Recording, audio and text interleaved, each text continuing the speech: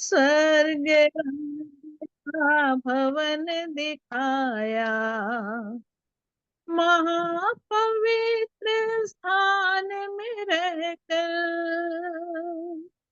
महापवित्र स्थान में रहकर आप ही उसे संभाला, आप ही उसे संभाला। मन मंदिर में बसने वाला, मन मंदिर में बसने वाला, यीशु तू है निराला, यीशु तू है निराला। प्रेम हमें अनमोल दिखाया, प्रेम की खातिर रक्त बहाया, प्रेम हमें अनमोल दिखाया, प्रेम की खातिर रक्त बहाया। क्रूस पर अपनी जान को देकर, क्रूस पर अपनी जान को देकर मौत से हमें छुड़ाया, मौत से हमें छुड़ाया। मन मंदिर में बसने वाला, मन मंदिर में बसने वाला, यीशु तू है निराला, यीशु तू है निराला। पाप में दुनिया डूब रही थी, परम पिता से दूर रही थी। पाप में दुनिया डूब रही थी, परम पिता से दूर रही थी। महिमा अपनी आप ही तज कर, महिमा अपनी आप ही तज कर रूप मनुष्य ले आया, रूप मनुष्य ले आया। मन मंदिर में बसने वाला, मन मंदिर में बसने वाला, यीशु तू है निराला, यीशु तू है निराला। हर विश्वासी प्रेम से आए, खुशी से अपना जीवन चढ़ाए। हर विश्वासी प्रेम से आए, खुशी से अपना जीवन चढ़ाए। अंधकार सब दूर हुए हैं, अंधकार सब दूर हुए हैं, मन में हुआ उजाला, मन में हुआ उजाला। मन मंदिर में बसने वाला, मन मंदिर में बसने वाला, यीशु तू है निराला, यीशु तू है निराला, यीशु तू है निराला। प्रभु का धन्यवाद। सचमुच हमारे मन मंदिर में बसने वाला हमारा प्रभु यीशु मसीह, जो हमारे जीवन को हर पल अपनी उस पवित्र इच्छा में चलाने की इच्छा रखता है, वही महान है, वही सर्वशक्तिमान है। मूसा को उसने अपने पास बुलाकर स्वर्ग का भवन दिखाया और महापवित्र स्थान में रहकर आप ही हमको उसने संभाला है। हम प्रभु का धन्यवाद करते हैं। और अभी आप लोग को भी अवसर होगा, आप लोग यदि स्तुति करना चाहते हैं, यदि वचन बोलना चाहते हैं, गवाही बताना चाहते हैं, अभी आप लोग को अवसर है। आप सबों को शालोम और प्रभु का धन्यवाद हो। बहुत दिनों के बाद मैं जुड़ने पाई हूँ। प्रभु की करुणा और दया की जीवित अब तक रखा है उसने। और प्रभु की स्तुति के लिए मैं भी गीत को गाती हूँ। पहले मेरा कल भी यहोवा है, मेरा आज यहोवा है, छुपने की जगह भी वो, मेरा बल भी यहोवा है। मेरा कल भी यहोवा है, मेरा आज यहोवा है। मेरा कल भी यहोवा है, मेरा आज यहोवा है। छुपने की जगह है वो, मेरा बल भी यहोवा है। छुपने की जगह है वो, मेरा बल भी यहोवा है। मीठा नाम यहोवा का मेरे दिल में बस जाए। मीठा नाम यहोवा का मेरे दिल में बस जाए। यीशु राजा के खजाने से मुझे बरकत मिल जाए। यीशु राजा के खजाने से मुझे बरकत मिल जाए। मेरा कल भी यहोवा है, मेरा आज यहोवा है। छुपने की जगह वो है, मेरा बल भी यहोवा है। मीठा नाम यहोवा का मेरे दिल में बस जाए। यीशु राजा के खजाने से मुझे बरकत मिल जाए। मेरे मन को बदल तू दे, तुझे सोच समझ सकूं। मेरे मन को बदल तू दे, तुझे सोच समझ सकूं। इन पापों के समुंदरों से मैं बाहर निकल जाऊं। इन पापों के समुंदरों से मैं बाहर निकल जाऊं। मेरे हर एक कामों में मुझे यीशु ही नजर आए। मेरे हर एक कामों में मुझे यीशु ही नजर आए। मीठा नाम यहोवा का मेरे दिल में बस जाए। यीशु राजा के खजाने से मुझे बरकत मिल जाए। प्रभु रख तू संभाल के, कभी छल न कपट आए।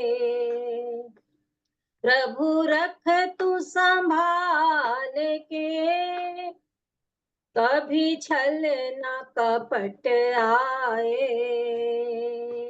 सोटे लाठी वाली ताड़ना से, मुझे कभी न घमंड आए।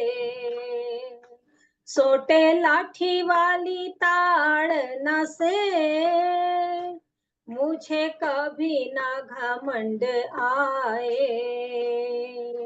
सारी उम्र हो तेरे लिए, तेरे साथ गुजर जाए। सारी उम्र हो तेरे लिए,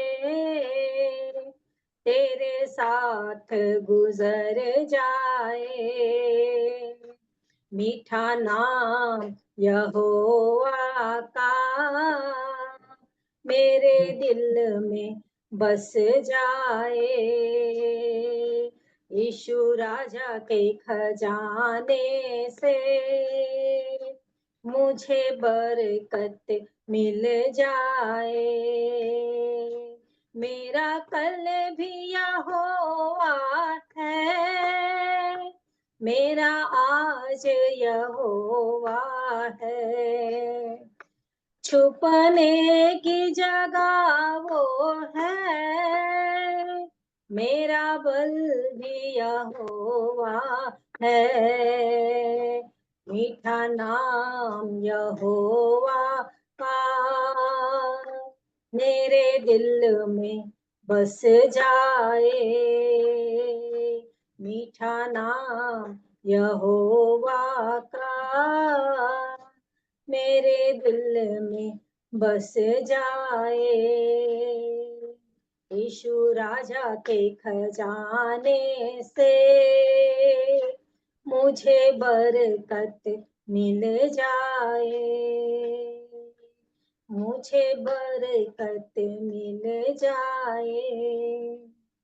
प्रभु की स्तुति हो और प्रभु का धन्यवाद हो कि उसने जीवन में बहुत ही आनंद और शांति से भरा है। और हर एक बातों को जो प्रभु मुझे सिखाते हैं, प्रभु का धन्यवाद हो कि एक अपना मैं एक प्रार्थना का अलग एक बनाई हूँ अपना पर्सनल। तो मैं इसलिए बताना चाह रही हूँ कि यदि अपने अपनी प्रार्थना जो अपन करते हैं सातों दिन वो है ही, लेकिन स्वयं के लिए और स्वयं मतलब प्रभु की इच्छा को जानकर उसमें बने रहने के लिए, उसकी इच्छा के अनुसार प्रार्थना करने के लिए, मांगने के लिए, तो अपनी इच्छा नहीं परंतु उसकी इच्छा पूरी हो। जैसे पहला यूहन्ना 5:14 में लिखा हो कि यदि हम उसकी इच्छा के अनुसार कुछ मांगते हैं तो वो सुनता है। तो ये बात मैं अपने जीवन में एक प्रभु ने मेरे अंदर डाला और अपना मैं बनाई, और उसमें हर एक बातों को मैं लिखते जाती हूँ। और गवाही के लिए भी कि प्रभु आपने गवाह बनाया है, मुझे रास्ता दिखाइए और मेरे लिए मार्ग निकालिए कि मैं कहाँ आपके किए हुए कामों की चर्चा करूं जो आपने मेरे जीवन में किया। और बस एक ही बात जो यूहन्ना 7:18 में है कि जो अपनी बड़ाई चाहता है वो अपनी ओर से कुछ कहता है, जो अपनी ओर से कुछ कहता है वो अपनी बड़ाई चाहता है, परंतु जो प्रभु की बड़ाई चाहता है वही सच्चा, उसमें अधर्म नहीं। तो केवल आपकी महिमा होने पाए, इसलिए हमेशा इस बात को मन में ध्यान में रख करके प्रभु से प्रार्थना करती हूँ कि प्रभु शेष शारीरिक जीवन मेरा आपकी महिमा के लिए होने पाए और हमेशा मैं आपका गवाह बनी रहूं। और प्रभु का धन्यवाद हो कि 5-6 जगहों में प्रभु ने गवाही के लिए मुझे लेकर के गए। और पिछले दिन 1 तारीख को एक प्रभु के दास है राजकुमार राजपूत, जो हिमाचल प्रदेश से आए हुए हैं, और ये वहां पर चंद्रा मौर्य के पास सतीश पास्टर जो थे पहले, जिनकी मिसिस मारिया, तो उनके हस्बैंड थे वो जो एक्सपायर हो गए, अभी वो वहां पर है। और वो एक भाई फैमिली में आए हुए थे, और बहुत अच्छी उनकी गवाही, बहुत अद्भुत रीति से वो बचे हैं। और अपनी गवाही रखे, वो मैं रखी हूँ उनका वो रिकॉर्ड करके। और उसके बाद वो उनको पहले से मतलब बोल दिए थे कि लॉरेंस भैया लिखा है कि किसी के बारे में आप पहले से मेरे को कुछ मत बताएं, और प्रभु जो बताएगा वो मैं बोलूंगा, ऐसे करके। और वहां पर वचन की संगति भी हुई, उनकी गवाही भी हुई। और उसके बाद वो जब प्रार्थना करने लगे तो और भी लोग थे, प्रार्थना करते करते हर एक के लिए वो बोलते चले जा रहे थे जो उनको प्रभु बता रहे थे। और मेरे पास जब आए, और मैं उसके पहले ही प्रार्थना कर रही थी, 5-6 जनों के, 6-7 लोग थे, उसके बाद मेरा था कि प्रभु आप मेरे मन को जानते हैं और आप, मेरी इच्छा बस यही है कि मैं आपके लिए जीऊं, इसलिए आप सहायता करें कि जो भी वो बातें बोले तो आपकी महिमा के लिए होने पाए, और मेरे जीवन से केवल आपको ही महिमा मिलने पाए। तो इस बात के लिए प्रार्थना तो मैं कर रही, और जब वो मेरे पास आए, और उसको भी मैं रिकॉर्ड कर ली थी, रखी हूँ रिकॉर्ड करके। तो अ, वो बोलने लग गए प्रार्थना के लिए ही कि आपको प्रार्थना के लिए प्रभु ने किया है, और ऐसा ऐसा करके वही प्रार्थना के लिए बोलने लग गए वो। और भी लोगों को प्रार्थना के लिए उभारे और करें करके प्रार्थना करते चले जा रहे थे कि और लोगों के पास जाएं और उनको भी इन बातों को बताएं, ऐसे करके। और आपके जो प्रार्थना का है जीवन जो दिया है प्रभु ने, उसको आप ये करिए और आगे बढ़ाइए, ऐसे करके। और बहुत सारी बातें और भी बोलने लगे। तो वाकई में, और मैं यही बोलते रही, प्रभु आपकी महिमा हो, सच है, सच है, सच है, बोलते चले जा रही थी, क्योंकि वो भविष्यवाणी करते जा रहे थे और वो सही भविष्यवाणी कर रहे थे। सचमुच में जो है जीवन में, वो उन बातों को बताए चले जा रहे थे। और बाद में भैया बताए कि उन्होंने पहले से कहा था कि मेरे को किसी के बारे में कुछ मत बताना। उनको मालूम ही नहीं था कि कौन कौन आएंगे। और उसके बाद अभी एक दिन उनसे बात हो गई। तो बात करते करते मैंने बताया कि मेरे जीवन में प्रभु ने बहुत काम किए हैं, ऐसे करके। तो उसने मुझको गवाह बनाया है। तो वो बोले कि बिल्कुल आप आइए, हमारे यहाँ शाम को होता है, और मैं आपको अवसर दूंगा कि आप अपने जीवन की गवाही को जरूर बताएं। उस समय हम लोग जाने ही वाले थे संडे को, लेकिन वो 4 तारीख को, 3 तारीख को मेरी बेबी फोन कर दी, और वो बेटे के कारण, रेन जिसको बेटा है उसके कारण से अ, हम लोग जाना पड़ गया। वो बहुत ही रो रहा था, आओ आओ करके। तो एक ही दिन में वो टिकट हमारा कर दी और हम लोग हैदराबाद चले गए। और इस बात को भी मैं सितंबर से प्रेयर में रखी थी, हैदराबाद जाने की बात को, क्योंकि एक बोझ था कि उनके बीच में जाके वचन को बताऊं, क्योंकि फोन से बात हो नहीं पाती। तो प्रभु ने अद्भुत रीति से अचानक से ऐसा प्लान मेरे जीवन में डाला, और एक ही दिन में हम लोग वहाँ 5 तारीख को पहुंच गए। और बस यही प्रार्थना रहती थी कि कब संगति करूं, कब संगति करूं। तो मैं खोजते रहती थी, क्योंकि वो ऑफिस का काम इतना ज्यादा था कि उसको टाइम नहीं मिल रहा था, उसको दामाद को।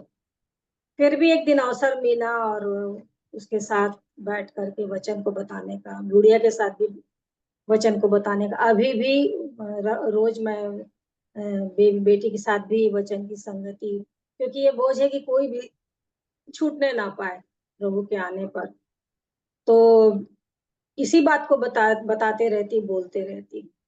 तो प्रभु, सारी महिमा प्रभु को देती हूँ कि प्रभु ने अद्भुत रीति से मेरे जीवन में काम किया है। और अभी आज ही वो है वहां पर तिदुरडी में एक बहन एस्तर है जो हमारे यहाँ थी। उसने भी कहा कि वह अपनी, कोई है उनकी रायपुर में, वहां पूछी हूँ, पास्टर से बात करके रखेंगी बोली है। और कब जाना बताइए। मैं बोली मैं प्रेयर में रखूंगी, और जब अगुवाई होगी तब जाएंगे, फिर वहां भी गवाही दूंगी। और बस यही मैं प्रार्थना करते रहती हूँ प्रभु की, प्रभु आपने कितने बड़े बड़े आश्चर्य कर्म किए मेरे जीवन में, 3 बार मृत्यु से बचाया है। तो मैं क्यों नहीं आपका धन्यवाद करते हुए आपकी महिमा करूं और बताऊं। क्योंकि जिस रीति से मैं अच्छी हुई हूँ, मेरा गला पूरा ऐसे बंद था, दुष्ट ने बंद करके रखा था, आवाज नहीं निकलती थी। 3.5 साल 2017 के सितंबर से लेके जनवरी 2021 के 25 तारीख के पहले तक मेरी हालत ऐसी थी। लेकिन उसके बाद जो प्रभु ने काम किया वचन से, 124 के 5-6 से, और अद्भुत रीति से प्रभु ने पूरी रीति से मेरे को जो ज्यों का त्यों किया। तो मेरी एक ही इच्छा है कि बस जो दिया है उसने, तो मैं उसके नाम की महिमा को करूंगी ही। और सांस के रहते, अपने जीवन की सांस के रहते हुए उसको महिमा दूंगी ही, क्योंकि उनके छोड़ कोई है ही नहीं। जब वो मेरे को उद्धार दिए, पापों की क्षमा दिए, जीवन दिए, सब मेरे को श्योरिटी है, पूरा मालूम है। तो वचन भी ऐसा दिया है कि उस पर भी अविश्वास तो होता ही नहीं। तो फिर मैं क्यों नहीं उनके नाम की महिमा के लिए अपने मुंह को खोलूं और हमेशा बोलती रहूं, मतलब उनकी बातों को कहते रहूं, प्रभु की बातों को, प्रभु ने कैसे कैसे काम किए हैं। आज भी एक बेटी आई, यहाँ कुछ सर्वे कर रही है, आयुर्वेदिक कर रही नथपुरा में। उसने कुछ पूछा मेरे इसका हेल्थ के बारे में। तो मैं खोजते रहती हूँ कि कैसे भी करके प्रभु के बारे में बताऊं। तो मैंने उससे भी कहा कि जब से प्रभु को मैंने पाया, तो तब से मेरा जीवन जो बदला। तो मेरा उसका ड्यूटी लाइफ को पूछ रही थी। मैं बोली मेरी ड्यूटी मैंने अपनी कंप्लीट कर ली, 16 में रिटायर हो गई करके। तो हमेशा मन में एक ही लालसा रहती है, और वो प्रभु मेरे मन को जानते हैं, ये भी मैं जानती हूँ कि इसकी एक ही इच्छा रहती है कि ये मेरे महिमा करे, मेरे नाम को बताए, मेरे लिए निकालते रहते हैं। और मैं प्रभु का धन्यवाद करती हूँ कि मुझको पापों से भी अवगत कराते हैं। मेरे मन कहाँ कहाँ लग जाते कई बार, वो भी बातें हैं, ये नहीं कि मैं अच्छी अच्छी बातों को बोलूं, परंतु मेरे को हर बातों से हटा के रखने का वचन के द्वारा, पवित्र आत्मा के द्वारा वो सिखाते हैं। इसलिए मैं पूरे हृदय से प्रभु का धन्यवाद करती हूँ। और वहां पर भी मेरा रूटीन चेंज नहीं हुआ। मैं सुबह जो उठती हूँ तो वहां पर भी मेरे को कोई फर्क नहीं पड़ा, वहां भी उठने लगी, वचन को पढ़ती, प्रार्थना में अपनी पूरी कॉपियों को लेके गई थी। मैं जहां भी जाती हूँ मेरे साथ जाता ही है। बाइबल तो रहती है, और पूरे 7 दिन वाली जो कॉपी है मेरी प्रेयर की, वो भी जाता है, साथ में रखती हूँ। और एक दिन वो बेटा उठ गया अचानक से रात में, मतलब सुबह 5 बजे, और मेरे को बोला, नानी बोली, क्यों आप जग गए, इंग्लिश में बोल रहा। और चलो चलो रात है, अभी रात। मैं बोली नहीं, सुबह हो रहा है। वो उसको नहीं पता कि ये सुबह हो गई करके।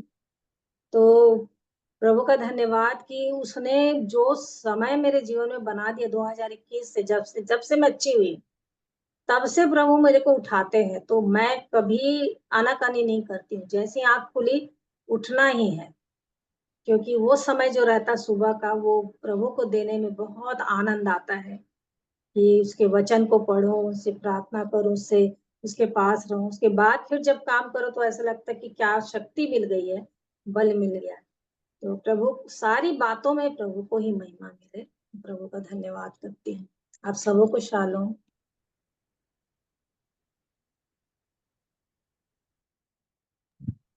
धन्यवाद ज्योति बहन, आपके स्तुति के गीत के लिए, जो बहुत सुंदर गीत आपने गाया। कि सचमुच में प्रभु हमारे मन में बस जाए और यीशु मसीह के खजाने से हमको बरकत मिल जाए।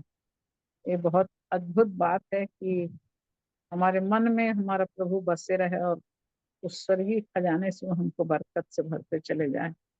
और मैं जानती हूँ ज्योति बहन के जीवन को, और हमने एक साथ ही प्रभु के जीवन में, स्वर्ग के राज्य में प्रवेश किया है।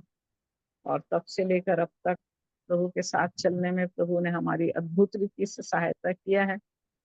और सचमुच में ज्योति बहन बहुत कठिनाइयों से, बहुत तकलीफों से निकल करके बड़ी अद्भुत गवाहियां इनके जीवन की है, जो प्रभु ने इनको जीवन दान दिया है। और क्योंकि मैं बहुत अच्छे से जानती हूँ ज्योति बहन को, मेरी छोटी बहन जैसे है, और उसके एक एक तकलीफों के समय मैं रही हूँ, तो मैं उसकी एक एक दशा को भली भांति जानती हूँ। और प्रभु ने अनुग्रह किया कि उन कठिन समयों में जहाँ दुष्ट ने अपना डेरा डालकर गिराने की कोशिश किया, परंतु प्रभु का प्रेम, उसका अनुग्रह और शांति उसके जीवन में फिर से वापस लाया, और प्रभु ने अपना हाथ बढ़ाकर उनको अब तक थामे रहा और अपनी महिमा के लिए गवाह बनाया है। तो सचमुच ये बहुत अद्भुत बात है मेरे प्रियो, कि हम इस जीवन की यात्रा में अपने परमेश्वर की इच्छा अनुसार चलते रहें और उसकी महिमा का बखान अपने जीवन की गवाही से प्रकट करते रहें। बहन, प्रभु आपको बहुत आशीष दे, और वो अनुग्रह प्रभु में प्रतिदिन और बढ़ता चला जाए, कि बहुतेरों के लिए आप आशीष का कारण बने। बहुतेरों के लिए प्रार्थना जो आप करती हैं, ये भी एक बहुत अच्छा विषय है, कि हम बहुत से लोगों के लिए जब हम प्रार्थना करते हैं, तो प्रभु उन प्रार्थनाओं को सुनकर जीवनों को आशीषित करते हैं। प्रभु सहायता करे आपकी, आपके पूरे परिवार की। जिन बच्चों को आप अपने प्रेम में उस यीशु मसीह के मार्गदर्शन के लिए आप लाना चाहते हैं, प्रभु आपकी अगुवाई करे, सहायता करे, कि वो बच्चे सचमुच आपके उस प्रार्थना के द्वारा प्रभु के उस मार्गदर्शन को प्राप्त करके उसकी सच्चाई में चलते और बढ़ते चले जाएं। मैं परमेश्वर पिता का हृदय से धन्यवाद करती हूँ जीवन की बातों के लिए। जब हम एक निश्चयता के साथ प्रभु में दृढ़ बने रहते हैं, तो चाहे कितनी आंधी और कितना तूफान क्यों नहीं आए, वो सब मसीह यीशु में थम जाता है, और हम अपने प्रभु में सदैव के लिए आनंदित बने रहते हैं। ये बहन हमारे इस बात को लगातार प्रभु प्रकट करते हैं, इसलिए मैं बहन ज्योति को बहुत धन्यवाद देती हूँ। अभी भी अवसर है मेरे प्रिय आप लोग के लिए, जीवन की बातों को लगातार हम इन दिनों में सीख रहे हैं। किसी के जीवन में कोई ऐसी प्रतिक्रिया है जो इन वचनों की सहायता से आपने अपने जीवन की दशा को देखा, आप उसके उस गवाह बनकर अपने आप को प्रभु के हाथों में सौंप रहे हैं, तो अवश्य अपनी गवाही को रखें। प्रभु आपको आशीषित करेगा। प्रभु के सामने बोलिए, क्योंकि जब आप बोलेंगे तो आपका मुंह से निकलने वाली बातें जब वो प्रभु के चरणों में पहुंचेंगे, तो उससे और आप आशीषित होंगे। तो आप लोग को अभी अवसर होगा। थैंक यू दीदी, धन्यवाद। बहन, प्रभु बहुत आशीष दें। जी थैंक यू दीदी।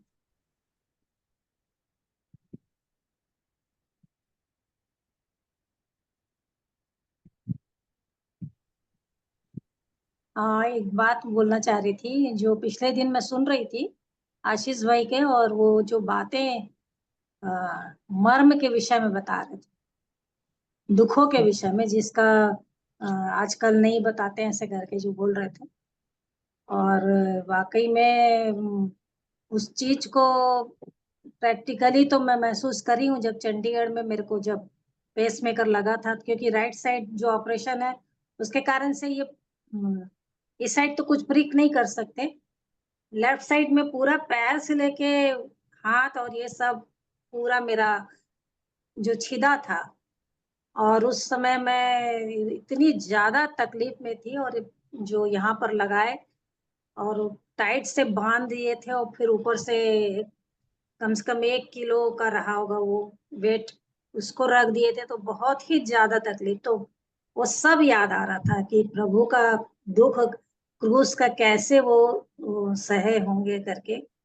और बहुत मुश्किल से पैर में आईवी लगने पाया था, मतलब कहीं पे जगह नहीं थी, हाथ में तो लगा हुआ था, क्योंकि एंजियोग्राफी भी कर डाले थे, तो यहाँ भी बंधा था, यहाँ भी लगा था, इस प्रकार से लेफ्ट साइड तो पूरा ही वो था। तो उसके बाद भी वो तो है एक अनुभव हुआ उस समय। और यहाँ तक कि वो जब ओटी में ले गए थे, वहां पर उन्होंने जो गाना लगा दिया था वो अब मेरे लिए, कि सुनेगी और हम लोग ऑपरेशन करेंगे। और वहां पर भी जब मैं लेटी हुई थी, तो मेरे को बोले कि आप तो भिलाई छत्तीसगढ़ से आए, तो अच्छा आप वो गाना सुनेंगे क्या, ये नहीं सुन, हाँ मेरे को पूछे, तो मैं बोली नहीं मैं नहीं सुनती करके। तो अच्छा आपको छत्तीसगढ़ी वहां का लगा दें क्या, मेरी नहीं, मैं कौन सा ये था स्किन कलर कोई का जो है? गाना नहीं प्लकर सुनती रखो, करके सब बोले। प्लकर प्लकर तो, ऊपर। तो बोले क्या, फिर क्या सुनते हैं, ऐसा कुछ तो पूछे। मैं बोली कौन सा? मैं अभी अपने प्रभु को याद कर रही हूँ, गॉड को याद कर रही हूँ, जो वो क्रूस पे अपने दुख को सहे ना, तकलीफ को कितने दुख से, वो मैं अभी वो स्मरण कर रही हूँ। और वो लोग अपना काम कर रहे थे, कटिंग वटिंग जो भी कर रहे थे लगाने के लिए। मेरे को पता चल रहा था लोकल में कर रहे थे, लोकल इंजेक्शन भी लगाए थे। तो उसके बाद वो गाना भी बंद हो गया। जैसे ही मैं बोली कि मैं क्रूस के उस दुख को, दर्द को महसूस कर रही हूँ, देख रही हूँ करके, मनन कर रही हूँ करके, उनको याद कर रही हूँ, तो फिर वो गाना भी बंद हो गया और वो लोग भी चुप हो गए। तो प्रभु का धन्यवाद हो। और उसके बाद हर परिस्थिति में, मतलब मैं देखती हूँ एक चीज को कि वो चीज हटता नहीं है। दीदी भी जानती है, दीदी को भी वो एहसास है, क्योंकि हम लोगों ने जो जीवन पाया एक साथ, तो वो जो हम लोग महसूस किए, तो वो दर्द, वो दुख, प्रभु का वो मर्म, वो मृत्यु का, क्रूस का, और सब कुछ वो पूरे समय एहसास होता है। मैंने पूरे समय कहना चाहिए, जो भी सिचुएशन आता, चाहे गीत बजता हो, चाहे कोई मैसेज देता या कुछ भी देता, तो बिल्कुल अंदर से और पूरे आंख में आंसू आ जाता है कि क्या प्यार है प्रभु का, और उसके मर्म को समझने के लिए प्रभु सहायता करते। तो सच में प्रभु का धन्यवाद कि वो पवित्र आत्मा नहीं हटाते वो चीज को, कि हम भूल जाएं उसके उस प्रेम को, या उसके उस दुख को, कि कैसे उसने मेरे लिए सहा करके। हाँ, ये बात है कि वो अब फिर से आने वाले हैं, तो राजा के उसमें आएंगे। और तो ये अलग बात है, लेकिन जो उन्होंने किया है तो वो तो कोई नहीं कर सकता। इसलिए उस मर्म को जानने के लिए प्रभु बहुत सारे सिचुएशन को देते हैं, और ये आना ही चाहिए। तो मैं प्रभु का धन्यवाद करती हूँ। इब्रानी 12 का जो 11 में भी लिखा हुआ है कि जो इसको सहते सहते पक्के हो जाते हैं, उन्हें बाद में धर्म का प्रतिफल मिलता है। तो सही बात है, वो धीरे धीरे करके डालते जाते हैं कि एक के बाद एक के बाद एक, अब तो इसमें, अब तो इसमें, अब तो इसमें। तो दुखों को कसौटी में कसने के लिए बढ़ाते जाते हैं, टाइट करते जाते हैं। अब इसको सह सकती क्या, अब इसको सह सकती, तू बोलती तो है प्रेम करती हूँ, तो चल देखता हूँ कितना कहाँ तक जाएगी प्रेम करने में। मैं प्रभु का धन्यवाद करती हूँ इस कि वाकई में उस प्रेम के बदले कुछ भी नहीं दे सकते अपन, तो कुछ भी नहीं कर सकते। तो उस मर्म को जानने के लिए भी प्रभु ने अवसर दिया, तो इसके लिए भी प्रभु का धन्यवाद। वचनों के लिए धन्यवाद, आशीष भाई के लिए भी धन्यवाद कि उन्होंने इन बातों को बताया। प्रभु को महिमा मिले सारी बातों में। बोल के आज तो बहुत दिन बाद आई तो आप ही बोल लो आंटी। 9:03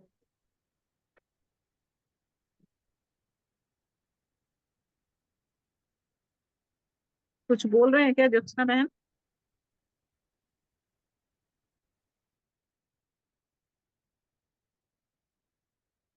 नहीं आंटी, मैं नहीं बोल रही।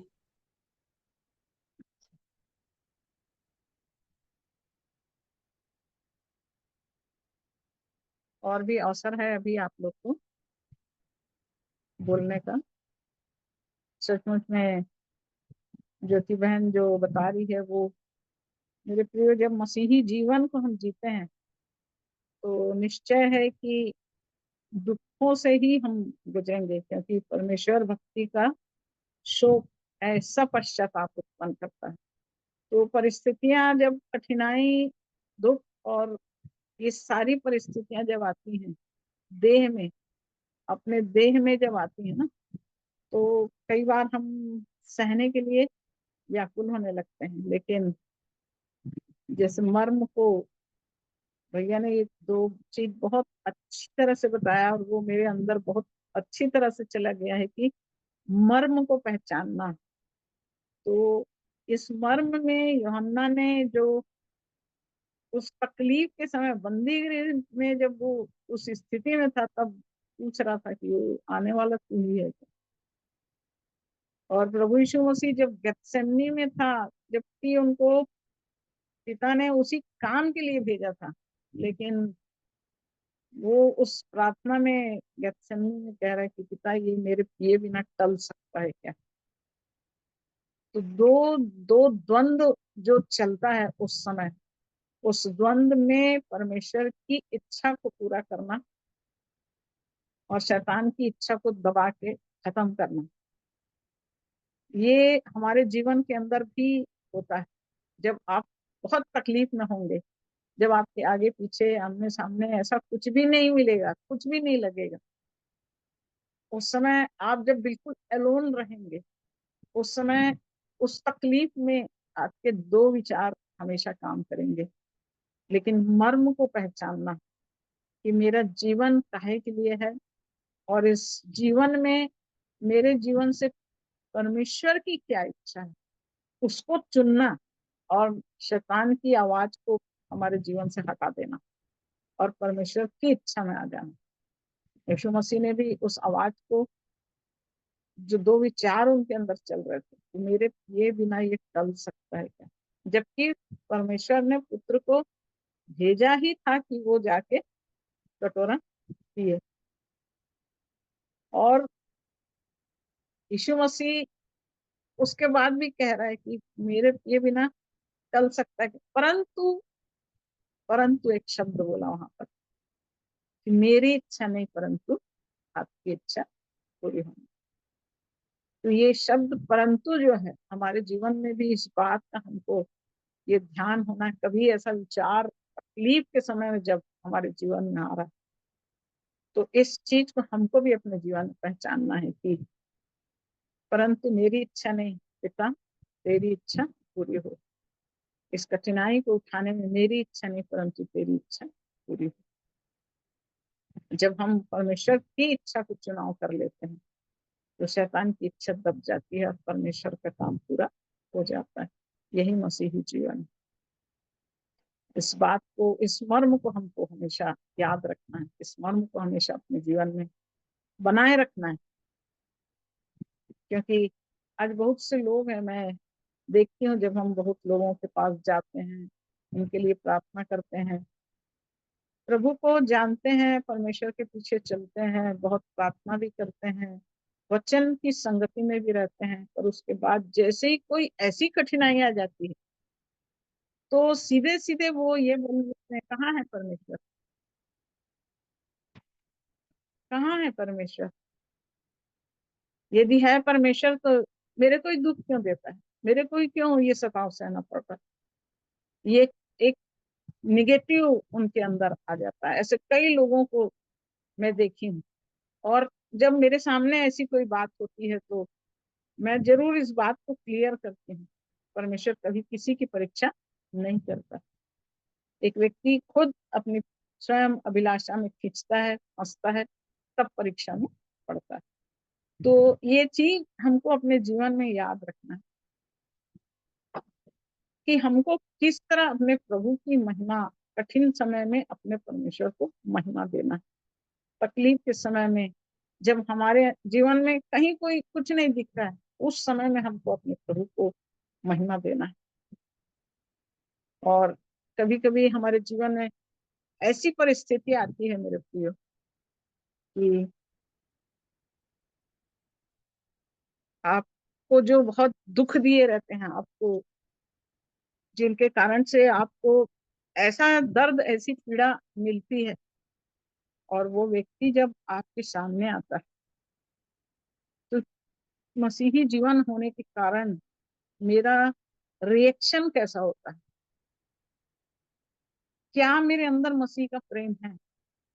जैसे प्रभु यीशु मसीह ने उस क्रूस पे कहा, किसको, अपने सताने वालों को, अपने उन कोड़े मारने वालों को, उन बेत मारने वालों को, उन ठट्ठा करने वालों को, निंदा करने वालों को, उन सब को क्रूस से एक शब्द कह रहा था, इन्हें क्षमा कर देना पिता, ये नहीं जानते कि ये क्या कर रहे हैं।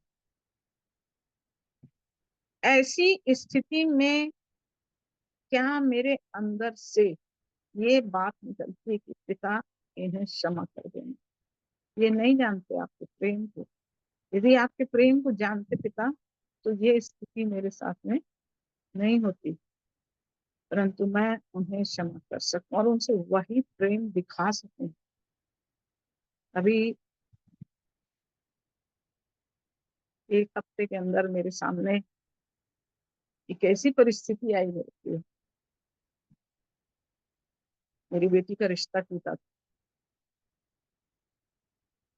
और वो स्थिति बेटी की जो सास थी उसके जीवन में एक ऐसी बीमारी के रूप में आई और मेरे पास खबर आई कि उनकी तबीयत बहुत खराब है और आपके यहाँ उनका इलाज हो सकता है। मैंने कही इनको बोलिए, तुरंत बोलिए, वो मेरे से बात करेंगे। मैंने उनको बुलाया, उनको एडमिट कराया, उनका ऑपरेशन कराया। जितनी मैंने बेटर उनको दे सकती थी सेवा, वो मैंने उनको दी। उस बहन की आंख से आंसू निकल गए। उसने उन सारी बातों को लेकर मुझसे बहुत क्षमा मांगी आंसुओं के साथ। मैंने कही वो तो बीती बातें हैं, आप छोड़ दीजिए। मैंने तो उसी दिन क्षमा कर दिया। भले आप नहीं जानते थे, लेकिन मैं अपने प्रभु को जानती हूँ और मेरा प्रभु क्षमा करना जानता है। तो मेरे प्रियो, क्या हम परमेश्वर के प्रेम में यहाँ तक अपने जीवन में इस स्थिति को कि वो बियॉन्ड जाके, जैसे मेरे प्रभु ने क्षमा किया, क्या मेरे अंदर वो क्षमा? वचन कहता है कि यदि तेरा बैरी भूखा हो तो उसको रोटी खिला, यदि वो प्यासा हो तो उसको पानी पिला। यदि आप ये करेंगे मेरे जीवन में, मैंने इन बातों को किया है मेरे प्रियो, एक नहीं, मैंने इससे पहले भी मैं गवाही रख चुकी हूँ, लेकिन पुराने लोग मेरे जीवन को जानते हैं।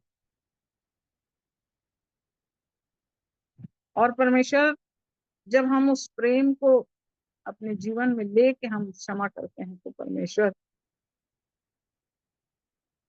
हमारे सामने उन स्थितियों को लाता है मेरे प्रियो, कि क्या उन स्थितियों में मैं प्रभु की हूँ,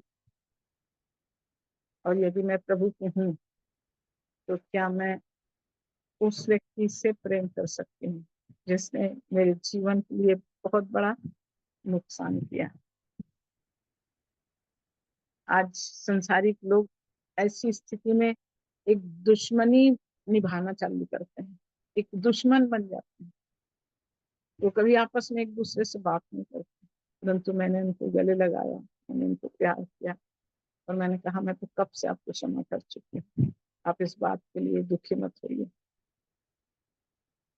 क्या मसीही प्रेम हमारे जीवन से प्रकट होता है यदि हम मसीह को जानते हैं? तो ये सच्चाई हमारे जीवन से प्रकट होना चाहिए।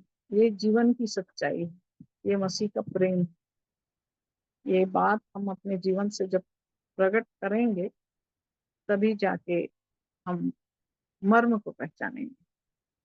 बहन ने जैसे बताया इन बातों को, तो मैं ज्योति बहन का धन्यवाद करती हूँ। यदि आप लोग और कोई अपने जीवन से कुछ बोलना बताना चाहते हैं तो अभी अवसर है। हाँ, मैं भी एक छोटी सी गवाही शेयर करना चाहती हूँ। जय मसीह की आंटी आप सभी को। जय मसीह की, जय मसीह। हाँ, मैं भी उस दिन जो आशीष भैया आपके प्रश्न से जो बात कर रहे थे, वो मेरे जीवन से जो बातें जुड़ी थी, प्रभु मुझसे बात कर रहा था। मुझे समझ आया उस दिन कि पौलुस जिस बात को बोलता था कि मैं उसके दुखों की मर्म को जानूं और उसके जी उठने की पद तक पहुंचूं। और ये वचन मेरे को काफी टाइम से मिला हुआ था और प्रभु, मतलब मेरा ध्यान इसी लाइन पे लगा हुआ था कि उसके मर्म को कैसे समझूं और उस दुख में कैसे सहभागिता को प्राप्त करूं। और मैं प्रभु को धन्यवाद देती हूँ कि परमेश्वर ने, मैं जब से यीशु मसीह को मानना शुरू किया, और एक लाइन मेरे साथ हमेशा से जुड़ी रही, और ये लाइन मुझे काफी हद तक तोड़ती थी, अंदर तक तोड़ देती थी पूरी, कि यीशु मसीह के विषय में लिखा है कि वो मनुष्यों का त्यागा हुआ था और वो तुच्छ जाना जाता था। और ये लाइन सेम मेरे जीवन पर, जब मैं प्रभु यीशु मसीह को मानना शुरू किया तो लोग मुझे तुच्छ नजर से, घृणित दृष्टि से देखने लग गए कि मानो मैंने कोई पाप पर पाप कर दी। और उस समय मैं परमेश्वर के प्रेम को भी देख पा रही थी अपने जीवन में, कि मुझे उन सब बातों से एक बुरा नहीं लग रहा था कि पलट के उनको मैं जवाब दूं कि मेरे साथ ऐसा व्यवहार कर रहे हैं। और मैं जब यहाँ आई चंद्रपुर में कोरबा से, तो उससे पहले मेरे साथ हमेशा एक चीज होता रहा। जितना मैं संगति से अटैच होती थी, भाई बहनों से अटैच होती थी, फिर एक अच्छा झुंड तैयार होता था, फिर झुंड में से प्रभु मुझे एक अकेले कर देते थे, एकदम अकेले कर देते थे। जो भाई बहन के साथ रहती थी वही लोग एकदम ऐसा व्यवहार करते थे कि उनके शब्दों से, ये बात सच है कि शायद जितना जख्म शरीर में लगता है किसी की चोट लगने से, उतना दर्द नहीं होता है जितना मनुष्य के शब्दों से चोट लगता है, वो इतना दर्द देती है। और एक बहन जो मेरे साथ पुरानी कलीसिया में थी, और उसका व्यवहार शुरू से मेरे साथ अच्छा नहीं था, और फिर भी मैं प्रभु यीशु मसीह का धन्यवाद करती हूँ कि उसके उसका जो व्यवहार था हमेशा, वो मुझे लज्जित ही करती थी, मेरे चरित्र पर उंगली उठाती थी, जबकि वो भी मसीह बहन थी और प्रभु को मानती थी। और फिर भी मेरे विरोध में ही प्रतिदिन 5-6 साल तक वो, इवन आज भी वो मुझ पर उंगली ही उठाती है, और मैं उसको पलट कर कभी जवाब नहीं दी इन 7 सालों में। वो दूसरी कलेसिया में थी, तो मैंने उसको यहाँ उद्धार की बातों को बताया बुला के कि बहन, तो उसका आंख खुला, उसका हृदय छिदा। फिर भी उसका जो नेचर था वो मेरे प्रति नहीं बदला। इससे मैंने अपने जीवन में ये सीखा कि प्रभु किसी न किसी को हम पर रखता है, अनुमति देता है कि हमारे घमंड को तोड़े। और उस व्यक्ति के विरोध में अगर वो मेरे साथ बुरा पर बुरा कर रहा है, तो मैं कितना उसको क्षमा कर पा रही, मैं कितना अधिक यीशु मसीह के समानता में अपने जीवन को देख पा रही हूँ। इस चीज को मैं देखती थी कि क्षमा करने में बहुत तकलीफ होता था मेरे को उस समय, तो मैं क्षमा नहीं कर पाती थी, पर घुटने टेक कर रोती थी प्रभु के पास बहुत ज्यादा कि प्रभु, मैं इस बहन के साथ मैं कभी बुरा नहीं करती, फिर ये मेरे विरोध में हमेशा मेरी पीठ पीछे, चाहे वो मेरे फैमिली मैटर में भी घर के हद तक मेरे सास ससुर को भड़काती थी आकर, और घर से लेके मेरे हस्बैंड तक भी उसके द्वारा बहुत तरीके से गलत बातों को पहुंचाया गया। कि मेरे हस्बैंड उस समय बिलासपुर में रहते थे, तो मैं अकेली दोनों बच्चों को लेकर पंप हाउस में रहती थी सास ससुर के साथ। तो हर जगह मुझे ठोकर और ठोकर मिला। तो मेरे मन में हमेशा होता था कि प्रभु, क्यों लोग मुझे तुच्छ क्यों समझते हैं, क्यों मेरे साथ अच्छा व्यवहार नहीं करते। मैं प्रभु को धन्यवाद देती हूँ कि परमेश्वर अपने प्रेम को मुझ पर प्रकट कर रहा था उन दुखों में, मुझे दिलासा दे रहा था। और मैं इस बात को, जब आशीष भैया उस दिन बोले कि वो कैसे अपने दुख को उस गत्समनी के बाग में, उस दो विचार जो उनके अब प्रभु यीशु मसीह के अंदर भी उठा, और ये सचमुच मेरे साथ हुआ। इस बात का अनुभव मैंने किया कि जब मैं चंद्रपुर आई, उस बहन से तो इतना दुख नहीं पहुंचा था जितना मुझे यहाँ पर आने के बाद में, जिस घर में मैं किराए पर थी, यहाँ एक बहन जो किराए पर आई मेरे बाद में 6 महीने बाद में, वो 3 महीने तक मुझे, जब वो जानी कि मैं यीशु मसीह को मानती हूँ, प्रार्थना करती हूँ, तो उसने मुझे टोना जादू करती ही करके पहले गाली देना शुरू किया।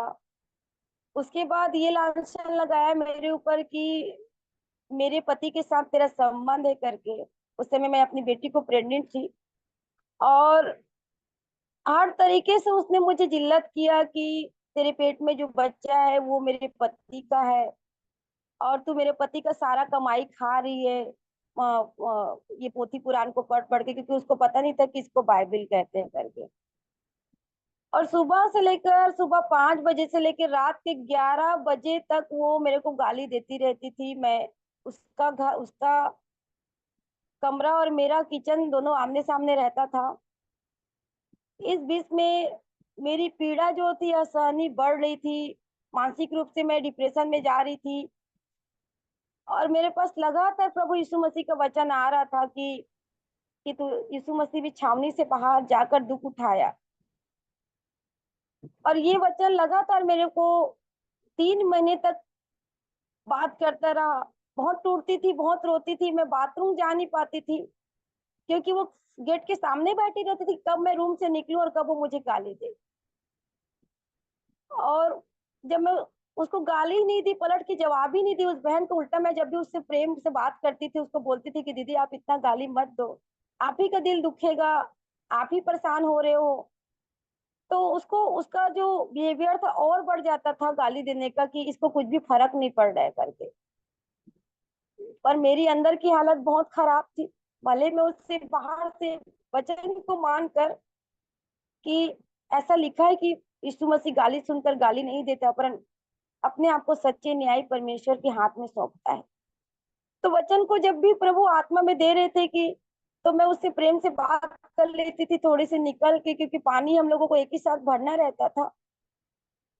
और पानी के भरते टाइम तक वो मेरे शरीर के किसी अंग को नहीं छोड़ती थी। इवन मेरे बच्चे तक को इतना श्राप देती थी। मेरे छोटे वाला बेटा जो 10 साल का है उसके ऊपर जबरदस्ती पानी वगैरह फेंक देती थी कि मैं कैसे भी करके उसको लड़ूं। कपड़ा सुखाने जाती थी तो मेरे से पहले छत पर कपड़ा सुखाने चली जाती थी और सारा जो जगह था उसको वो खुद ही ले लेती थी कि मैं कुछ कहाँ सुखाऊंगी, कुछ तो बोलूंगी उसको करके। प्रभु को धन्यवाद करती हूँ कि प्रभु ने ऐसे मेरे मुंह को बंद कर रखा था, जैसे ये वचन मेरे को दिया प्रभु के से भेड़ी ऊन कतरने के समय चुप रहती है, वैसे ही प्रभु यीशु मसीह के विषय में ये लिखा है। और मेरे पास ये वचन प्रभु ने दिया और मैं जान पाई कि मेरे अंदर में दो विचार उत्पन्न हो रहे थे उस टाइम लगातार। एक कहता था इतने दिन तूने लोगों का भलाई किया, तुझे क्या मिला? तू निंदा कर इसकी, तू भी मुंह खोलकर बोल।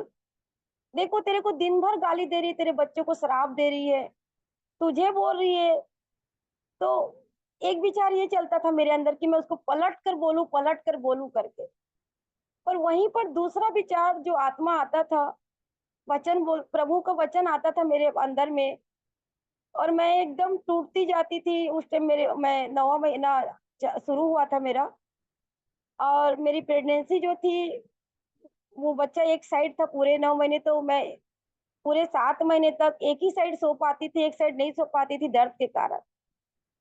मानसिक रूप से मैं इतनी टूटी, एक दिन इतनी टूटी कि शैतान सीधा सीधा मेरे को दिन भर 24 घंटा मेरे खुली आंखों से मुझे सांप दिख रहा है और वो मेरे सामने खड़ा हुआ है और मेरे को एक ही चीज कह रहे उसकी उसकी आंखें मेरी आंखों को देख रही होती थी और मेरे को एक ही चीज बोल रहा होता था। मेरे अंदर का जो विचार था, जैसे वो भैया उस दिन इस चीज को बोल रहे थे कि जो दो विचार आता, वो सारी दशा मेरे को याद आ गई कि मेरे साथ ये हो रहा था जो 3 महीने ये सब हुआ है करके। और 24 घंटा मेरी आंखों के सामने रात दिन वो सांप नहीं हटा। और उस दिन उस स्त्री का जो झगड़ा था वो बहुत ज्यादा, वो अपने घर से डंडा लेकर मेरे को मारने के लिए आ रही थी। मैं अपने रूम में बैठकर बस गिड़गिड़ा के रोकर प्रार्थना कर रही थी कि प्रभु मुझे नहीं जीना, प्रभु आप मेरे प्राण को ले लो, मेरे में सहने की और शक्ति नहीं है प्रभु, मैं नहीं जी सकती प्रभु। और इस बात से ज्यादा दुख लग रहा था कि प्रभु मैं आपकी योग्य संतान नहीं बन पाई प्रभु। उस दिन मेरा विश्वास 8 साल बाद डगमगाया था। मैं पहली बार परमेश्वर पर विश्वास करने से कमजोर पड़ रही थी उस दिन। मेरी शरीर की पीड़ाएं और मेरी मन की पीड़ाएं मेरा जवाब दे रही थी और उसका अत्याचार मेरे ऊपर इतना दिनों तक बना रहा। 3 महीने तक मैं टूट रही थी, रो रही थी, बिलख रही थी और प्रभु से एक ही चीज मांग रही थी कि प्रभु आप मेरे प्राण को ले लो।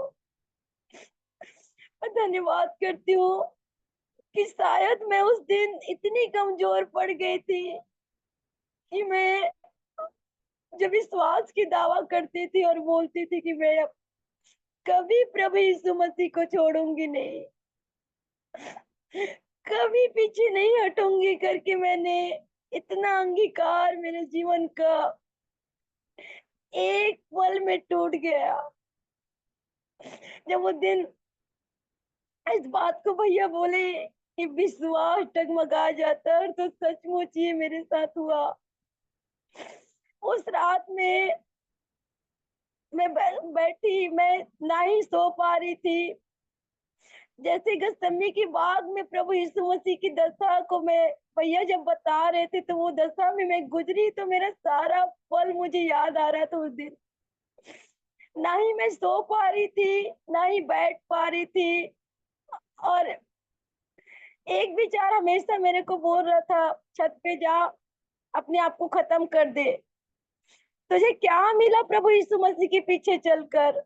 देख, जिन लोगों का तूने भला किया, बदले में तेरे साथ उन्होंने क्या व्यवहार किया। इवन मेरे कलीसिया के भाई बहन मुझ पर नाना प्रकार के आरोप और बातों को लगाए। सारे तरफ से जब भैया इस बात को बोल रहे थे ना, आंटी को पूछ रहे थे इस बात को कि आप एक बहुत दुख में हो, चारों तरफ से अंधकार आप पर घिरा हुआ है और कोई रास्ता नहीं है। वैसी मेरी दशा उस दिन हो गई थी कि मेरे कलीसिया के भाई बहन भी, मेरे घर के लोग भी, और बाहर से वो आंटी आंटी का जो लड़ाई था, जो झगड़ा था, और मेरे पेट का दर्द असहनीय। उस अंधकार की घड़ी में जब मेरा विश्वास डगमगाया, मेरे अंदर जीने की क्षमता खत्म हो गई उस दिन। और रात का ऐसी 10 बजा था। बस मैं उस दिन सोच ली थी कि बस मेरा आज अंतिम घड़ी है, आज मैं जीवित नहीं रह पाऊंगी। क्योंकि जो डिप्रेशन की दशा होती है, मानसिक जो पीड़ा होती है, वो पूरे शरीर को तोड़ देती है। मेरा नस नस उस दिन टूट रहा था। उसी समय परमेश्वर का आत्मा, जब मेरा पूरा बल खत्म हो गया मेरे अंदर से, और मुझे लगा कि अब मेरा बस लास्ट दिन है, मैं नहीं बचूंगी इसके बाद में, क्योंकि मेरी जो दशा है ये रोमियो का 8 का ये वचन को पवित्र आत्मा मेरे को, मेरे होंठ हिल रहे थे, शब्द नहीं निकल रहे थे मुंह से। मेरे हस्बैंड सामने बैठकर खाना खा रहे थे और मैं उनको कोई शब्द नहीं बोल पा रही थी कि आज मैं नहीं बचूंगी, क्योंकि मेरे अंदर से जो पीड़ाएं हैं वो बहुत बड़ी हुई है और मेरा प्राण खत्म हो रहा है, मेरा प्राण निकल रहा है। और उस समय पिता को मैंने एक ही बात बोला, पिता, मैं अपनी आत्मा को तेरे हाथ में सौंपती हूँ, मुझे क्षमा करना कि मैं आगे आपके साथ चल नहीं पाई प्रभु, आपकी इच्छा और आज्ञा को पूरी नहीं कर पाई प्रभु। ये मेरा अंगीकार था उस समय, उस रात्रि को। मैं प्रभु को धन्यवाद करती हूँ कि पिता का वो प्रेम जो मेरे लिए उस दिन आया।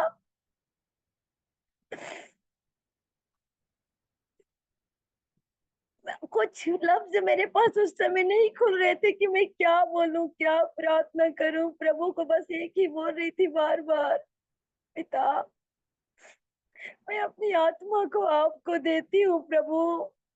जो भी मैंने अब तक पाप किए प्रभु, आप मुझे क्षमा करना प्रभु, और मुझे अपने चरणों में जगह देना करके। उसी समय पवित्र आत्मा इस वचन को लेकर आया, रोमी 8 के 28 से लेके पूरे 39 पद तक को पवित्र आत्मा मेरे को दिया। और पवित्र आत्मा आकर इस वचन को बोलने के लिए मेरे को सामर्थ्य दिया, और मैं बोल नहीं पा रही थी इस वचन को। और जब इस वचन को पवित्र आत्मा ने मेरे अंदर में बोलना शुरू किया, और उसी समय मैं उस सांप को फिर से देख रही हूँ मेरे खुले आंखों से। मेरे आंसू बह रहे थे, बोल कुछ नहीं पा रही थी। और मेरा जो बेबी था पेट में, मुझे इतना वो सांप केवल ऐड रहा था पेट मेरा पूरा, तो मेरी हालत बहुत खराब हो रही थी उस समय। और ये जब वचन आया मेरे पास और प्रभु ने कहा कौन मुझको मसीह के प्रेम से अलग करेगा, क्या क्लेश या संकट या अकाल या उपद्रव। 7 बार पवित्र आत्मा इस वचन को मेरे को पढ़वाते गए। मैं बोल नहीं पा रही थी, पर ऐसा सामर्थ उस समय मेरे को दिया परमेश्वर ने। उस रात को मैं अपनी जिंदगी में कभी नहीं भूलूंगी, क्योंकि इतना दुख मुझे इसलिए नहीं लग रहा था कि मैं परमेश्वर की किसी इच्छा को पूरी नहीं कर पा रही हूँ। दुख इस बात के लिए लगा था कि उस दिन मेरा विश्वास परमेश्वर से हिल गया था, क्योंकि इसी विश्वास के कारण मैं प्रभु यीशु मसीह के पीछे चल रही थी। लूका 18:8 में ये लाइन लिखा हुआ है कि क्या मनुष्य के पुत्र जब इस पृथ्वी पर आएगा तो वो विश्वास पाएगा। इस लाइन को मैं पढ़ती थी हमेशा और मैं सोचती थी कि जब प्रभु यीशु मसीह जब इस पृथ्वी पर आएंगे, क्या तब भी वो विश्वास मेरे अंदर पाएंगे कि नहीं पाएंगे। और ये विश्वास मेरे अंदर उस दिन हिल गया था। इस विश्वास के कारण मुझे बहुत पीड़ाएं हो रही थी कि मैंने परमेश्वर पर अपने विश्वास को नहीं बना पाई करके। प्रभु को धन्यवाद करती हूँ, प्रभु यीशु मसीह के उस प्रेम को धन्यवाद करती हूँ। मैं इस योग्य नहीं हूँ कि पिता मुझसे इतना प्रेम करे। धन्यवाद करती हूँ कि उस दिन के बाद मेरे जीवन में एक अद्भुत बदलाव को मैंने देखा। उस सारे विचार जब मैं सुबह सो के उठी, जो 3 महीने से मुझे घेरी हुई थी, इतना कमजोर, मुझे इतना लाचार, मुझे अपने आप पर बेबसपन महसूस होता था कि मैं शायद क्यों जी रही हूँ प्रभु। शैतान 3 महीने तक मेरे को बोलता रहा अपने आप को गिरा दे, अपने आप को गिरा दे। और मैं प्रभु को धन्यवाद करती हूँ कि परमेश्वर ने मेरी बड़ी सहायता की और इस बात को मैं समझ पाई, उसके उस दुख के मर्म को मैं महसूस कर पाई। इसके लिए मैं प्रभु को धन्यवाद करती हूँ। इस संगति के लिए भी धन्यवाद करती हूँ कि एक टाइम था मैं बहुत विलाप करती थी प्रभु यीशु मसीह के करीब रहने, उसकी संगति में रहने के लिए। और प्रभु ने आप लोगों के बीच में मुझे भी जोड़ा है। मैं इस योग्य, उस काबिल नहीं हूँ। प्रभु का बस छोटा सा प्रेम जो मेरे लिए प्रभु ने दिया है, इसके लिए मैं प्रभु को धन्यवाद करती हूँ। और भैया के लिए भी धन्यवाद करती हूँ कि उनकी संदेशों से आत्मा में अपने आप को बलवंत पा रही हूँ। और प्रभु ने मुझे मेरे सारे प्रश्नों का जवाब उसके बाद देना शुरू किया।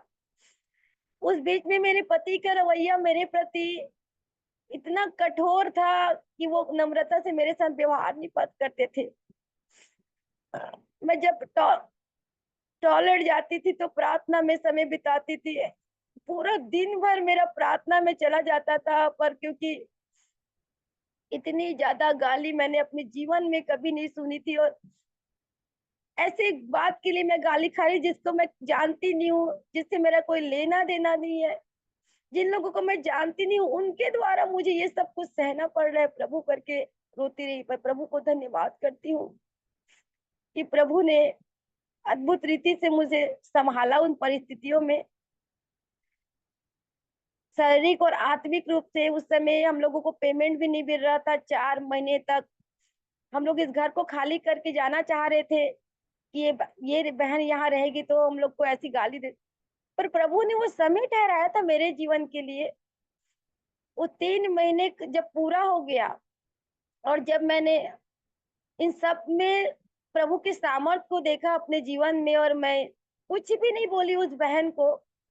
दशहरे का दिन था, दशहरे के दिन वो बहुत लड़ी मेरे से, बहुत लड़ी, और मैंने उसको पलट कर जवाब नहीं दिया। मैं सुनती रही वहां पर बुद्ध बन के उसकी गाली को। मेरी सास जो है अस्थमा पेशेंट है, वो सुनकर उनका अस्थमा बीपी बढ़ गया कि हम लोगों को गाली दे रही है करके।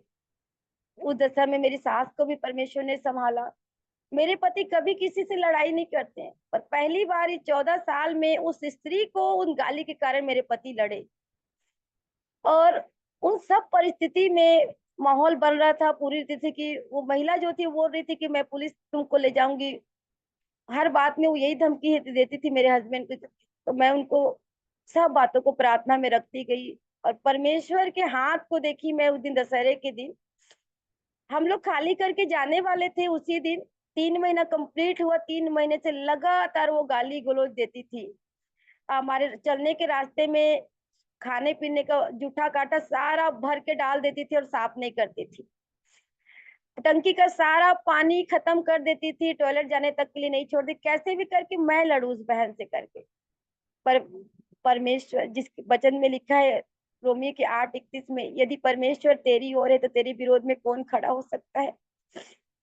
मैं प्रभु को धन्यवाद करती हूँ। मेरे दोनों बच्चे, जिसके लिए मैं सोचती थी कि बच्चों पर क्या असर पड़ेगा गाली को सुन रहे, तो प्रभु को धन्यवाद देती हूँ। बच्चों ने दिन रात वो गाली सुना, पर मेरे बच्चों पर उस गाली का एक निशान तक उनके मन में एक शब्द घर नहीं किया।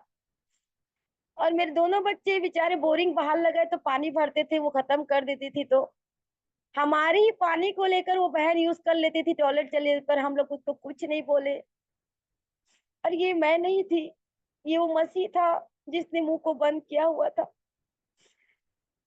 और प्रभु को धन्यवाद करती हूँ कि दशहरे के दिन जब हम लोग खाली करने वाले थे, परमेश्वर ने मकान मालिक को, जबकि 3 महीने से हम लोग मकान मालिक को शिकायत कर रहे थे कि भैया वो बहुत दिन भर गाली गलौज करती है, आप आकर बोलो ना करके। वो आता था, थोड़ा देर बोलता था, चुप होकर चले जाते थे। पर जिस दिन मैंने परमेश्वर को कहा कि बस प्रभु, उस रात के बाद, उस सुबह के बाद वो लोग पूरा मकान मालिक जो था अपनी बहू अपनी पत्नी के साथ आया और उनको उस दिन पूरा खाली करवा के, उस दिन हम लोग नहीं रहने वाले थे, खाली मैं करूँ क्योंकि मैंने प्रभु को बोल दिया था उस दिन पूरी रीति कि प्रभु बस अब मेरे और सहने से बाहर हो गए हैं करके। उस बीच में इतने सारे वचनों से प्रभु ने बात किया। हर दिन वचन से प्रभु बात कर रहे थे, लगातार बात कर रहे थे। और प्रभु को मैं सारी महिमा देती हूँ। उस दिन वो बहन इस घर से निकल गई और वो शैतान जो सांप जो मेरे को देख रहा था दिन भर, वो भी गायब हो गया, वो भी नहीं दिखा उसके बाद में। तो इन सब बातों के लिए मैं प्रभु को धन्यवाद करती हूँ। और इस वचन के लिए जो दिन भैया ने बताया, मैंने इस चीज को अनुभव में जाना कि मैं नहीं जानती थी कि मर्म क्या होता है, उसको समझ पाई जब भैया बोल रहे थे। तो आपको भी धन्यवाद देती हूँ आंटी, आपके प्रश्नों से बहुत सारे जवाब और उत्तर मिलते हैं। और मुझ पापी पर भी प्रभु की बड़ी दया हुई, इसके लिए मैं धन्यवाद करती हूँ। आप सबों को जय मसीह की।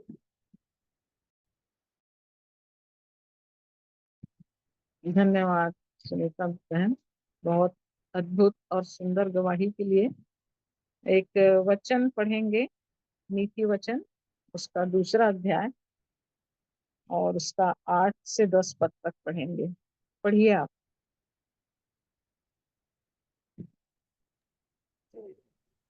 नीति वचन 2 अध्याय, उसका 8, 9 और 10 पद। तब तो धर्म और न्याय और निष्पक्षता को, अर्थात सब भली भली चाल को समझ सकेगा। वह न्याय के पथों की देखभाल करता और अपने भक्तों की मार्ग की रक्षा करता है। तब तो धर्म और न्याय और निष्पक्षता को, अर्थात सब भली भली चाल को समझ सकेगा। आमीन। 10 पद को भी पढ़ लीजिए। क्योंकि बुद्धि तो तेरे हृदय में प्रवेश करेगी और ज्ञान तुझे सुख देने वाला लगेगा। विवेक तुझे सुरक्षित रखेगा और समझ तेरी रक्षा होगी। आमीन। देखिए यहाँ पर परमेश्वर का वचन कह रहा है, वह न्याय के पथों की देखभाल करता है। वो परमेश्वर न्याय का परमेश्वर है और वो न्याय के पथों की देखभाल करता है और अपने भक्तों के मार्ग की रक्षा करता है। जब अन्याय हमारे जीवन में आती है, जब समस्याएं हमारे जीवन में आती है, जब जी में जी नहीं रह जाता है, ऐसी स्थिति में परमेश्वर का वचन यहाँ कह रहा है कि वो न्याय के पथों की देखभाल और अपने भक्तों के मार्ग की रक्षा करता है। वो परमेश्वर कभी नहीं छोड़ेगा, कभी नहीं त्यागेगा बहन। ये चीज हमेशा याद रखना। हमें ऐसा महसूस होने लगता है कि अब इसके आगे शायद अब नहीं हो सकता है, जैसे मन में आ गया। लेकिन परमेश्वर न्यायी है, वो हमारे मार्गों की देखभाल करने वाला परमेश्वर है, अपने भक्तों के मार्ग की रक्षा करने वाला परमेश्वर है। वो इन परिस्थितियों में इसलिए ला रहा था, तब तू धर्म और न्याय और निष्पक्षता को, अर्थात सब भली भली चाल को समझ सकेगा। परमेश्वर की इच्छा में हम उस भली चाल को हम समझ सके, इसलिए प्रभु हमारे जीवन में इन परिस्थितियों को लाता है।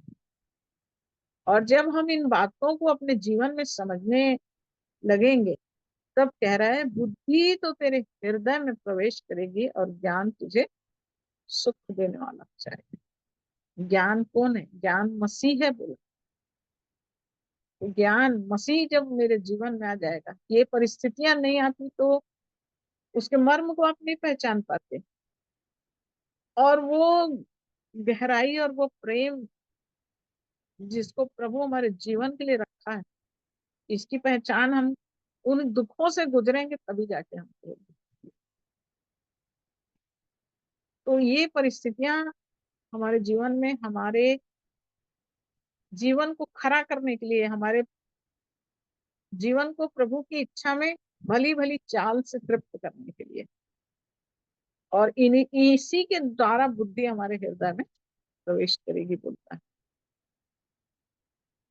तो प्रभु इन सब वचनों के द्वारा, इन गवाहियों के द्वारा जो प्रभु ने आपकी सहायता किया है मेरी बहन, ये छोटी मोटी बात नहीं है। जो जीवन की गवाही आपकी बड़ी अद्भुत गवाही है, क्योंकि धैर्य रखना, इन परिस्थितियों में सहन करना, धीरज रखना, ये मसीह का जीवन है, ये मसीह का प्रेम है। यदि हम सच में मसीह से प्रेम करते हैं तो सारी बातें हमारे लिए भलाई को उत्पन्न करती हैं। यदि ये स्थितियां नहीं आती तो कैसे मैं मसीह के प्रेम को जानूंगी? और इन परिस्थितियों में यदि हम हल्के पड़ गए तो फिर हम मसीह के प्रेम को ठुकराने वाले भी ठहरेंगे। तो प्रभु हम सब की सहायता करें। समय हो चला है और हम अंतिम प्रार्थना में जाएंगे। बहन ज्योति आप हैं? हाँ दीदी, हम हाँ, अंतिम प्रार्थना करेंगे बहन, और हाँ उसके बाद हम इस सभा समाप्त करेंगे। जी।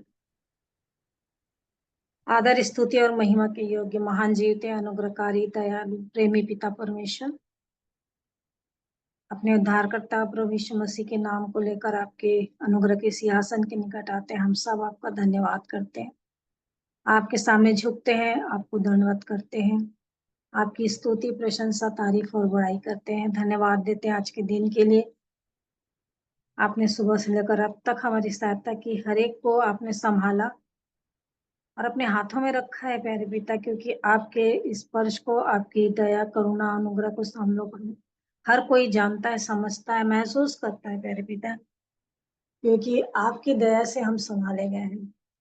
प्रभु यीशु मसीह के लहू के लिए धन्यवाद, जिसके द्वारा आपने हमें जीवन दिया, पापों की क्षमा दे करके अनंत जीवन का वारिस बनाया। आपका नाम का धन्यवाद करते हैं, और अपने वचन दिया है जो आपने अपने बड़े नाम से अधिक महत्व रखा है और हमारे हाथों में दिया, ताकि हमारे जीवन में दिया प्यारे पिता, ताकि हम उसको जीवन भर पढ़ें, आपके नियम, विधि, व्यवस्था, सारी बातों को जाने, उस पर चलें और उसको माने। इसके लिए आपने पवित्र आत्मा को दिया कि वो हमारी सहायता करे, क्योंकि आत्मा के चलाए जो चलेंगे वही आपके पुत्र हैं। धन्यवाद देते हैं उसकी सहभागिता के लिए, पवित्र आत्मा के लिए, जो हमें आपके वचन की बातों को स्मरण दिलाते हैं, आपके प्रेम को स्मरण दिलाते हैं, आपके हर एक उन बातों को स्मरण दिलाते हैं जो आपसे सुनते हैं, क्योंकि प्रभु यीशु मसीह भी वही काम करते थे जो आपसे पाते थे। जो आप कहते थे वो कहते थे, जो करते थे आप वो करके दिखाते थे, और इसीलिए आपने उन्हें सबसे सृष्टि में उत्पन्न होने से पहले आपने उन्हें बनाया है, उन्हें अपने साथ रखा है। और आप और और पुत्र प्रभु यीशु मसीह, पवित्र आत्मा परमेश्वर, त्रिएक परमेश्वर आप हैं। आपका धन्यवाद हो प्यारे पिता कि आपने हम जैसे लोगों से प्यार किया है जो आपकी इच्छा के विरोध में चलते रहे, लेकिन एक दिन आपने हमारी आंखों को खोला, अपने उस बड़े प्रेम को दिखाया जो आपने हम में से हर एक से किया, और आपके पवित्र लहू को जो आपने बहाया कि हमें वो जीवन मिल जाए जो यहाँ का नहीं है, जो स्वर्गीय जीवन है, जो अनंत का है। इसके लिए धन्यवाद देते हैं आज के समय के लिए प्रभु कि आपने हम सबों को इकट्ठा किया इस जूम के माध्यम से, और हम जितने इकट्ठे हुए प्रभु आपका धन्यवाद करते हैं, और जितने नहीं भी जुड़े और बाद में सुनेंगे उनके लिए भी धन्यवाद देते हैं। होने दीजिए प्रभु की संगति में बने रहने का जीवन हर एक का होने पाए, क्योंकि आपने कहा कि जो जो उस दिन को निकट आते देखो त्यों त्यों और भी इकट्ठा आना ना छोड़ो। हाँ प्यारे प्रभु जी, एक दूसरे को संभालते हुए, एक दूसरे को समझाते, एक दूसरे के शांति का कारण बनते हुए, आदर्श जीवन जीते हुए प्रभु जी हम उन्नति का कारण बनते चले जाएं, ऐसी दया को चाहते हैं। धन्यवाद देते हैं प्यारे प्रभु कि आपने हर एक के जीवन में गवाही दी। दीदी के लिए प्रभु जी, सुनीता बहन के लिए प्रभु जी, अपने आप को और भी सबके जीवन में आपने दिया है गवाही। हर एक के मुंह खुलने पाए आपकी महिमा करने के लिए प्रभु, आपने हर एक को अपने गुणवाद करने के लिए बनाया, सृजा है प्रभु जी, कि वो आपके नाम को महिमा देने पाए।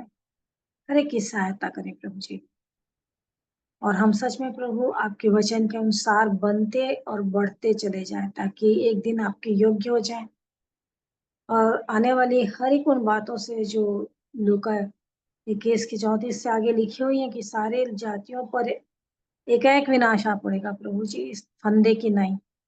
इसलिए प्रभु उससे बचने के लिए और आपके सामने खड़े होने के योग्य हमारा जीवन होने पाए, आपका एक एक वचन हमारा जीवन बनता चला जाए, और बड़ी बड़ी गंभीरता से हम अपने जीवन को देखते हुए, जांचते हुए, चौकसी करते हुए, सावधान रहते हुए प्यारे प्रभु जी हम आपकी ओर ताकते रहें, और आपके वचन में बनते बढ़ते चले जाए, बनते चले जाए प्रभु। ऐसी दया को चाहते हैं जिसके लिए पवित्र आत्मा को आपने दिया, वो हमें सिखाता चला जाए और हमें आपके योग्य बनाता चला जाए। हमें से हर एक की सहायता करें जो जिस दशा में है, और जहां तक पहुंचे उससे और आगे बढ़ने में हर एक की सहायता हो प्रभु जी। तो सब बातों को हम आपके हाथ में सौंपते हैं प्रभु जी, और जो भी हमें से कोई बीमार है प्रभु जी, किसी प्रकार से मानसिक, शारीरिक या आत्मिक रीति से कोई तकलीफ है प्रभु यीशु मसीह में पूरी चंगाई को पाने पाए प्रभु जी, आपसे ही प्रार्थना करते हैं। सब बातों में सबकी सहायता हो प्रभु जी, हर एक उन्नति करें, आगे चलते बढ़ते चले जाएं, और इस रात्रि में प्रभु जी हम आपकी सहायता और आपके ही उपस्थिति को चाहते हैं, ताकि दाऊद की तरह प्रभु जी जब भी हम पहर में, रात के कोई भी पहर में उठे, आप में बने रहें प्रभु जी, और आपके साथ रहें। अपने जीवन को आपके हाथ में सौंपते हैं प्रभु जी, आदर इज्जत महिमा आपको देते हुए धन्यवाद से विनती प्रभु यीशु मसीह के नाम से मांगते हैं, आमीन। आमीन। आमीन आमीन। आमीन। सबको जय मसीह। सभी को जय जय मसीह। मसीह की। जय अमन मसीह भाई, की सभी को।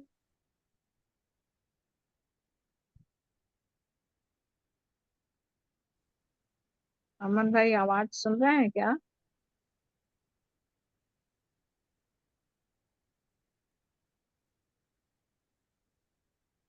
ज्योति बहन शायद आप को होस्ट में हैं। मेरे को नहीं आता है दीदी कुछ भी। अच्छा क्या ठीक है, तो हम करते आज, हैं? हाँ, आज की मीटिंग को समाप्त करते हैं। कल सब हम फिर से जुड़ेंगे, और हम सब कोशिश करें कि हम 7:30 पौने 8 तक जुड़ जाएं, हाँ मैं भी ताकि वही देख रही थी। काफी लेट होने लग गया, तो हम लोग थोड़ा जल्दी जुड़ें। जी यदि भैया भी आते हैं तो उनको भी अवसर मिले, ज्यादा समय मिले। तो सबको जय कविता मसीह। लोग गए हैं ना दिल्ली, शायद अमन उनके साथ है। अच्छा ठीक है, गुड नाइट सबको, मीटिंग गुड एंड नाइट, करवाएं। Good night. जी हाँ। Good night. Good night. जय मसीह की सबको।